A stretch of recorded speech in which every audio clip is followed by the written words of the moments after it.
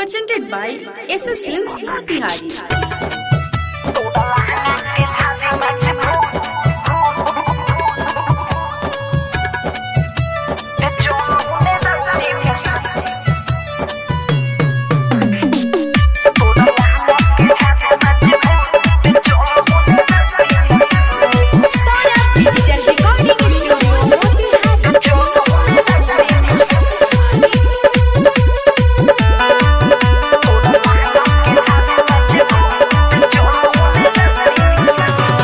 ढेर तपस्या से बनल बानी ओझा, जल्दी से आके निहुड जो न सोझा।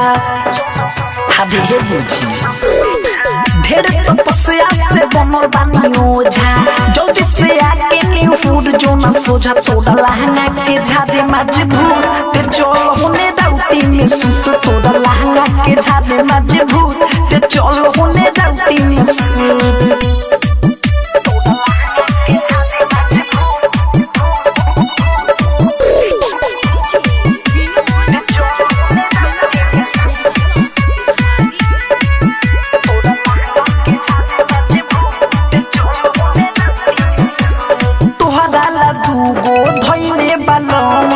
डौकी में हमार चेला रे आदे वही जा चल भूत तोड़ झड़ाई दुनु जा रह अकेला रे।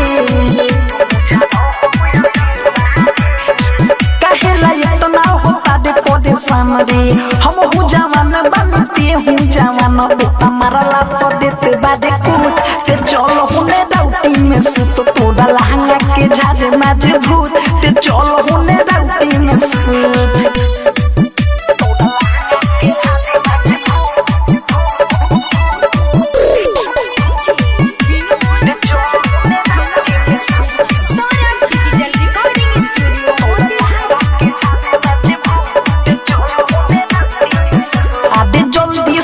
जदी सब जा करे जा ऐसे देखाओ ना खड़ा हो। हाथी बुझल करे आदे लइका सियान सब का बातें सुनो तू हरी में बखड़ा हो।